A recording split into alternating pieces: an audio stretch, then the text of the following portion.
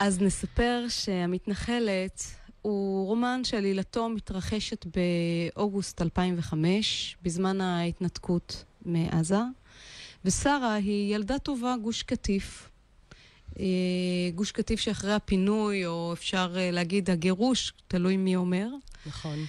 והיא מתרחקת מהדת בעקבות המשבר הזה וההכירה הזאת. ליבה נשבר והאמונה שלה עוברת משבר. היא מתרחקת מהדת, היא מגיעה לתל אביב, היא הופכת לבליינית, תל אביבית, מנהלת חיי לילה סוערים, יש לה גם מערכת יחסים חדשה עם בחור חילוני, תל אביבי, נחשק, שהוא מנהל את אחד המועדונים הכי בולטים, הכי חמים בעיר.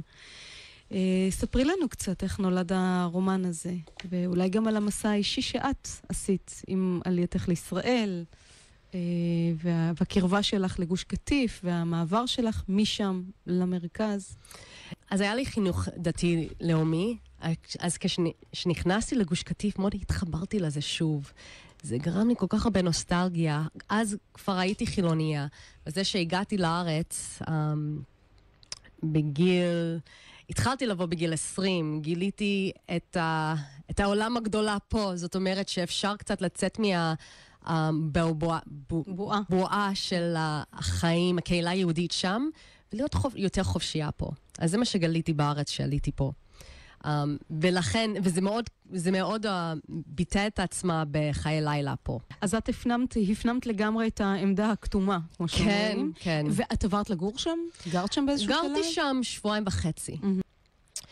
ואני באתי לשם כעיתונאית, אבל הייתי חלק מהם. אני פשוט הרגשתי אותם, את הכאב, את הסבל, את האי צדק שנעשה להם, וידעתי שזה כניעה לטרור, אבל יותר מזה, ידעתי זה פשוט, זה הולך להיות אסון הומניטרי. זה לגרור אנשים מבתים שלהם, פשוט לא יעלה לי על הדעת, זה לא עלה לי על הדעת שמדינה שבו באתי כציונית, כיהודייה גאה, שהממשלה שאני האמנתי בו הולכת לעשות דבר כזה. אז אורית ערפה, תספרי קצת על הדמות שלך שבראת בספר הזה, המתנחלת, על שרה, שעוברת מסע דומה. היא גם גדלה במשפחה דתית, לאומית, מתונה למדי, כן מתגוררים בגוש קטיף. אחיה אהרון נהרג באחת הפעולות של צה"ל, אז היא גם שייכת למשפחת השכול, ואז היא רואה את מה שקורה, את הפינוי, את הגירוש, ומתפכחת.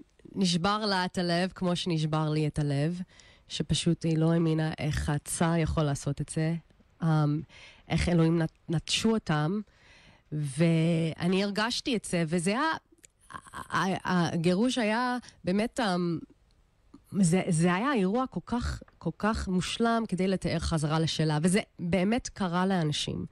אני הייתי בקשר עם צעירים שם, אני התחברתי עם אנשים שם, אני גם כתבתי כתבה על אלו שחזרו לשאלה. כן, את אומרת שיש תופעה שלא נותנים עליה מספיק את הדעת, אולי גם לא נוח לדבר עליה, של צעירים, ילדים של מפוני גוש קטיף, שהם חוזרים בשאלה, יוצאים בשאלה, כמו שאומרים. כן. היו הרבה תפילות, מאוד מאוד האמנו שזה לא יקרה, האמנו שאלוהים איכשהו יושיע אותנו, וזה הולך להיות גאולה גדולה, וזה לא קרה. וזה גרם להרבה שאלות. חוץ מהשאלות, אתה כבר לא בסביב בטוח, אתה נלחם על החיים יומיומיים, אז אי אפשר כאילו לשמור שבת, זה קשה. והיא עוברת איזשהו שינוי, וגם הבחור החדש שלה, זיו, גם הוא עובר איזשהו שינוי, נכון? בעקבות הקשר איתה. כן, המערכת יחסים שלהם זה איזה מין... תהליך שלום בין השמאל והימין, אפשר להגיד, שקורה עם האהבה שלהם, שהם מתחילים איכשהו להבין אחד את השני, ולראות מעבר הכרזות הפוליטיות. אז זה, כן, לכן זה רומן על תהליך שלום פנימי. שנראה לי שצריך לערוך פה.